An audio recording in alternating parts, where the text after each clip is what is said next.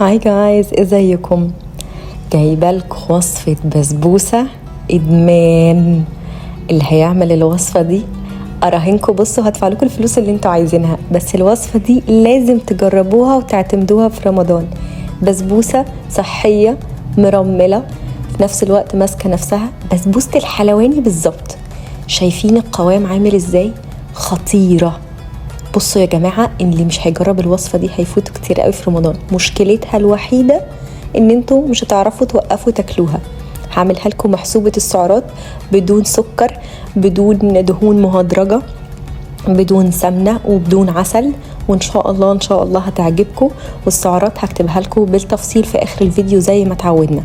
اهم من ده كله انا هقول لكم على شويه تريكات ونصايح لازم تعملوها علشان تطلع معاكم البسبوسه مظبوطه كده قوي. شايفين عامله ازاي؟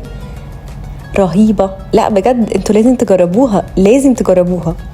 قبل ما ابدا في الوصفه، لو لسه ما اشتركتوش في قناتي بليز اشتركوا واعملوا لايك للفيديو ده لو عجبتكم الوصفه، وفعلوا الجرس عشان يوصل لكم اشعارات بالفيديوز والوصفات الجديده اللي انا بنزلها. ويلا بينا نعمل الوصفه. اول حاجه عندي دقيق السلمونيلا او دقيق السميد. هحط عليه ربع معلقه صغيره من البيكنج باودر، واتاكد ان هي دخلت وسط الدقيق كله. وفي حله صغيره هحط زبده عندي سايحه، وجبت شيرة الحلويات اللي بدون سكر اللي انتوا شايفينها دي. بتهيألي ان هي موجودة في السوبر ماركتس دلوقتي، بس لو ما لقيتوهاش ممكن تستخدموا عسل نحل، وعسل النحل مش هيزود في سعراتها خالص. لو مش عايزين تستخدموا عسل نحل ممكن تعملوا عسل اللي هو الشربات، تعملوه تقيل في البيت. انا عملته في وصفات كتير قبل كده ليكوا على القناة، ممكن تشوفوا الفيديوهات هتلاقوه موجود، وتستخدموا منه ربع كوباية. هحط ربع كوباية كمان من الزبادي العادي خالي الدسم، وهحط ربع كوبايه من الحليب او اللبن خالي الدسم. كل الحاجات اللي انا مستخدمها خاليه الدسم علشان الوصفه تطلع معايا صحيه قوي. انا بجد يا جماعه مبسوطه قوي قوي من الوصفه دي. انتوا مش متخيلين طعمها عامل ازاي، بتدوب في البق وبتنزل في القلب بطريقه بجد لازم تجربوها. هحط الصينيه دي بقى على النار، وهقلب كويس قوي قوي بالويسك لحد ما اتاكد ان الخليط بقى عامل زي ناعم قوي، عامل زي الزبده السايحه كله.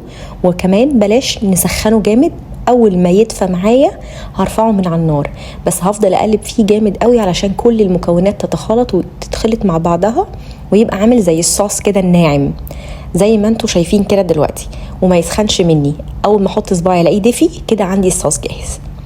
دي الصينيه اللي انا هعمل فيها. لو عرفتوا تجيبوا صينيه الحلواني بتاعت البسبوسه هاتوها، دي مقاسها 20 سنتي. هرش عليها بخاخ زيت اللي هو بخاخ الزبده.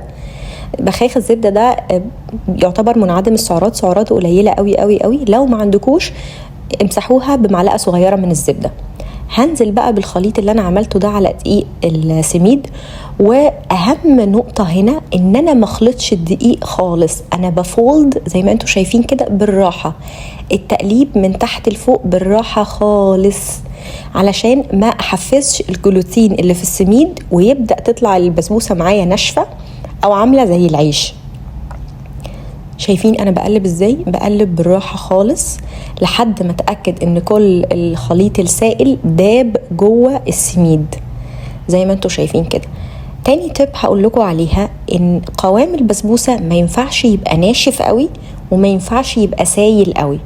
القوام بيبقى متماسك in between، يعني بوسط ما بين السايل وما بين المتماسك زي اللي انتوا شايفينه ده كده، بحيث ان هي تاخد شكل، يعني لو حطيت المعلقه ووقعتها تاني على الطبق بترجع تاخد شكل الطبق، بتدوب وترجع تاخد شكل الطبق كده. عندي الخليط ده جاهز، هحطه عندي في الصينيه اللي احنا جهزناها زي ما انتوا شايفين كده، وهبدا ان انا انزله بالراحه على الصينيه، واتاكد طبعا ان كل لما انزله في الصينيه اتاكد ان كل السطح بتاع البسبوسه استوى.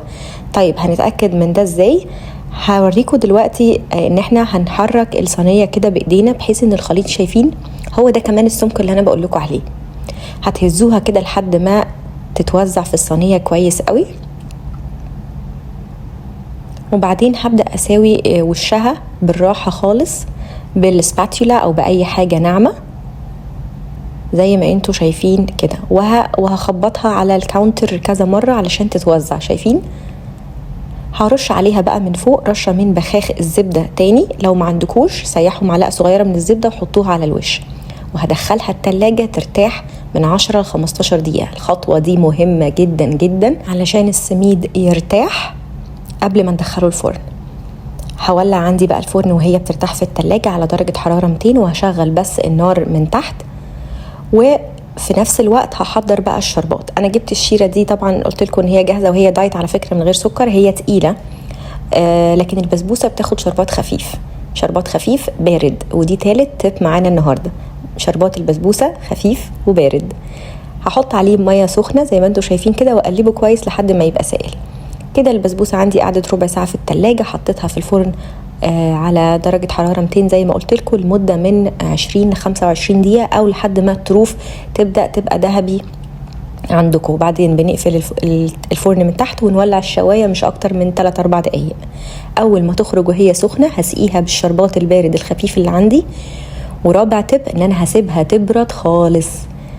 اول ما تبدأ تبرد بقطع فيها زي ما انتم شايفين الحلاوة، شايفين الطراوة بتاعتها وهي بتتقطع، لا فظيعة. وانتم متخيلين ان هي ما فيهاش كمية دهون كتيرة خالص، ومتخيلين ان هي من غير سكر، وطعمها ادمان بجد ادمان. قطعتها كده زي ما انتم شايفين، حطيت عليها شوية من الفستق المجروش. يا جماعة بجد انا مبسوطة بالوصفة دي جدا، انتوا لازم تجربوها. القطعة الواحدة فيها 66 كيلو كالوري بس، مرملة كده زي ما انتم شايفين، وفيها 10 جرام كاربس which is مش حاجة كتيرة. شايفين قوامها عامل ازاي؟ خطير، لازم تجربوها. يا رب يا رب بجد تجربوها وتعجبكم. ولو عجبتكم ما تنسوش تعملوا لايك على الفيديو ده وشير، واشوفكم على خير.